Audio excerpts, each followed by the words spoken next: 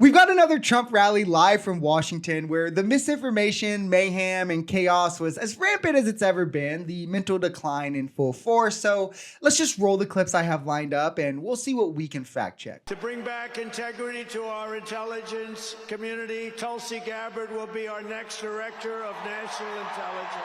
I don't think a lot of people realize truly how consequential this position is at this time. One of the more important wars, so to speak, going on right now is this cyber intelligence, cybersecurity sort of warfare, Russia interfering in our elections in 2016, hacking emails, hacking the DNC, Russian bots, all of that. Iran trying in 2024, Russia successfully infiltrating 200 right-wing creators on social media, different data leaks involving China, Facebook selling these kinds of things, Russian bots, right? This position is really crucial at this time for who's going to win this going forward, or like how much this infiltration is going to happen. And knowing this, Trump appoints Tulsi Gabbard to this position, known Russian asset, someone Russia called Putin, Russia themselves, Russian paid media called Putin's favorite asset, someone who multiple members of Congress, even Republicans, also have publicly stated, yeah, we think she's compromised on both sides. Republicans and Democrats both say, yes, she's compromised. Spews more Kremlin talking points than most, including Russia was provoked in the Ukraine war, defending their invasion into Crimea, defending their invasion into greater Ukraine, defending the Assad regime in Syria, defending Russia for propping up the Assad regime. Like, yeah, totally a trustworthy person for national intelligence. Tomorrow, everybody in this very large arena will be very happy with my decision on the J6 hostages. And this is why you should just shrug off any MAGA trying to mention anything about the Biden pardons, because they're just such unserious people, right? Biden pardoning his son who was targeted for 8 years without any of the claims against him being proven, of whom Republicans said they were going to continue in Congress doing it the next 8 years, of whom Trump's FBI pick has his name on a literal hit list. Or pardoning the other people, General Milley, the other ones he's pardoned that are also on the literal hit list that Trump's pick for FBI director has.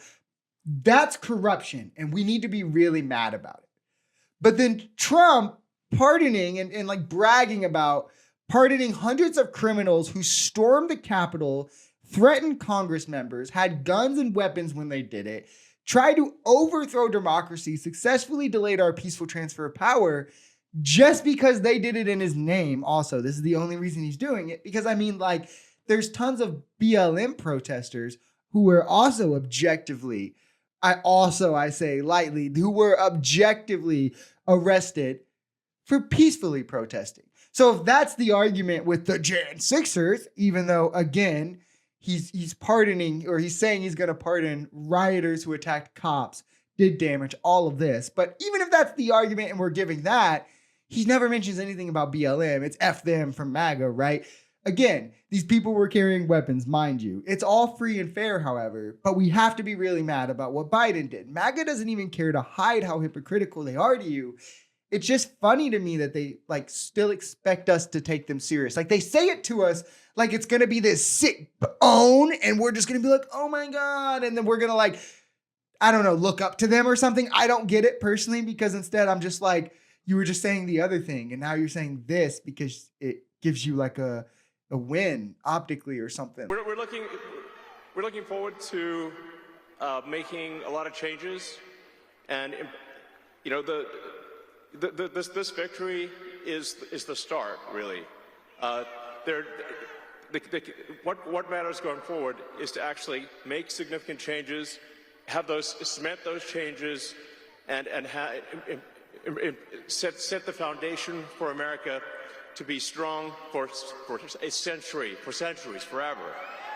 I really don't know how anyone can listen to this man and think he's smart. And I'm not even saying this to be mean, right? But I do think he's the poster child for, like, being wealthy doesn't mean you're smart, right? Like, just because you're good at a thing or just because you're successful at something doesn't mean you have, like, intelligence to the level where broadly we should respect your opinions. Because he struggles at the surface level pushbacks. I mean, like, if you watch the Don Lemon interview, he did really bad handling that. He can't handle minimum criticism. And he's struggling to even say the most basic, unsubstantial, like, just political campaign rhetoric since. I mean, this dude better thank his father every day for those emerald mines. The best part about the Trump administration to me is the utter failure of Doge, right? Vivek has already left after major disputes where it was also reported that staff found him very annoying, which is funny.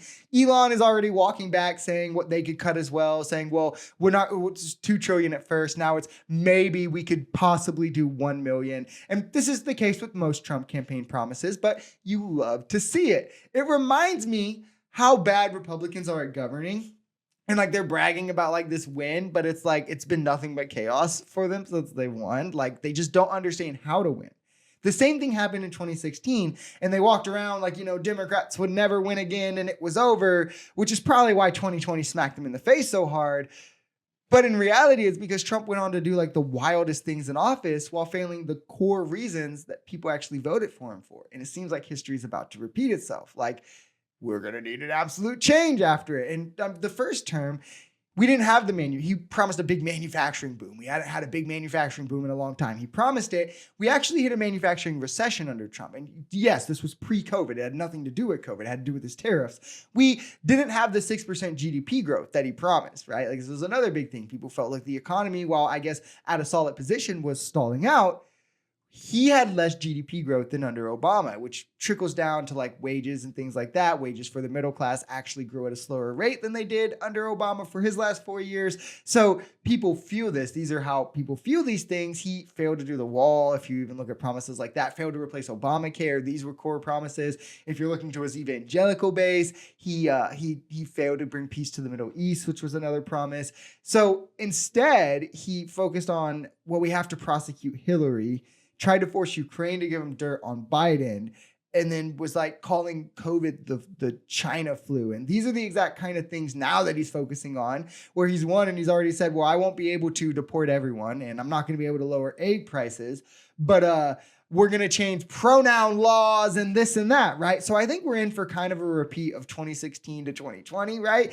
With AOC set to run in 2028. So I think a great next decade for the Democrats, all things considered, is all I have to say about that.